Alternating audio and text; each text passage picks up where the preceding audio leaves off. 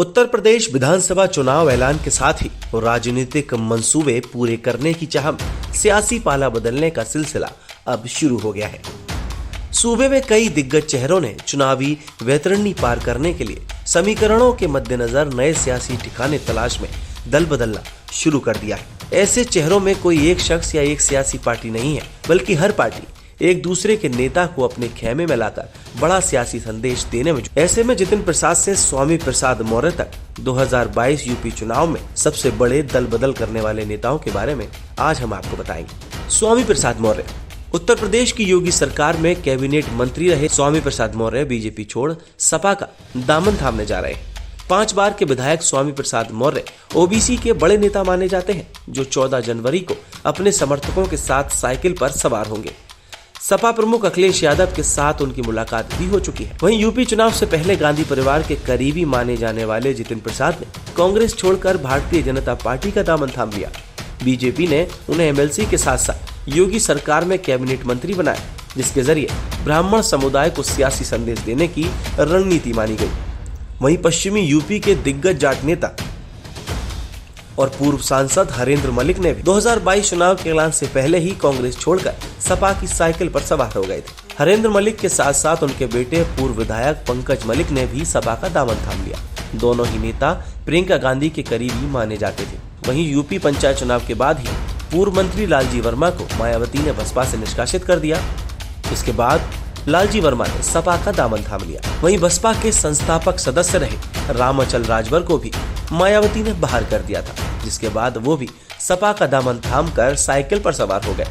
रामअचल राजभर बसपा के अति पिछड़े वर्ग के नेता माने जाते थे।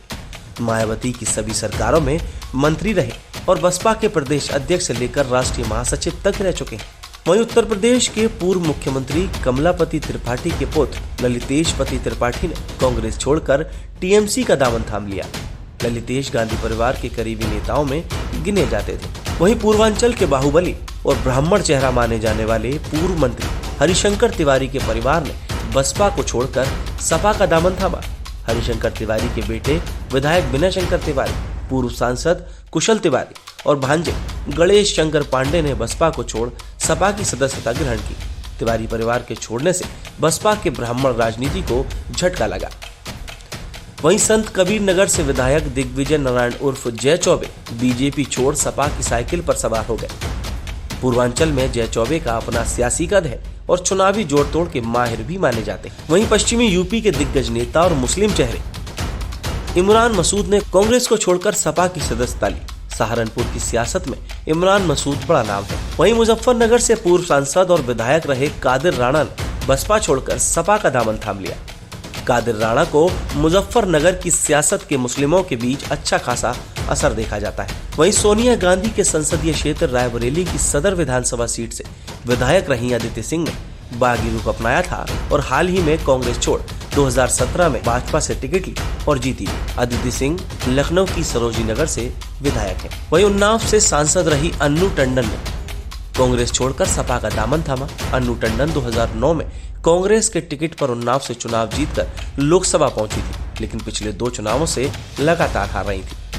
ऐसे में कांग्रेस के प्रदेश नेतृत्व से नाराजगी और लगातार हो रही उपेक्षा की वजह से इस्तीफा देकर सपा में शामिल हो। राकेश राठौर सीतापुर से विधायक रहे। राकेश राठौर 2022 चुनाव में बीजेपी छोड़ने वाले पहले विधायक। वो बीजेपी छोड़कर सपा के साथ आए। ओबीसी समाज से आते हैं और बीजेपी के विधायक रहते हुए योगी सरकार पर सवाल खड़े करते रहते हैं। वहीं बसपा के दिग्गज नेता और पूर्व सांसद राकेश पांडे ने मायावती का साथ छोड़कर अखिलेश का साथ थामा। राकेश पांडे अंबेडकर नगर से लोकसभा के सांसद रहे हैं और मौजूदा समय में उनके बेटे रितेश पांडे इसी सीट से सांसद हैं। वहीं स्वामी मौर्य के इस्तीफे के बाद बांदा के तिंदवारी विधानसभा सीट से विधायक ब्रजेश प्रजापति ने भी बीजेपी से त्यागपत्र दे दिया। इनके अलावा शाहजहांपुर की तिलहर सीट से विधायक रोशन लाल वर्मा और कानपुर के बिल्लोहर के विधायक भगवती प्रसाद सागर ने भी बीजेपी से इस्तीफा दे दिया है। तो लगातार सभी पार्टी के नेताओं, विधायक, सांसद और मंत्रियों का एक पार्टी से दूसरी तरफ जाना क्या उनके लिए सही साबित होगा, ये देखने वाली बात होगी। जल्द ही 10 मार्च को इस बात का ऐलान हो जाएगा कि उत्तर प्रदेश में किसकी सरकार बनेगी और कौन होगा यूपी वाला।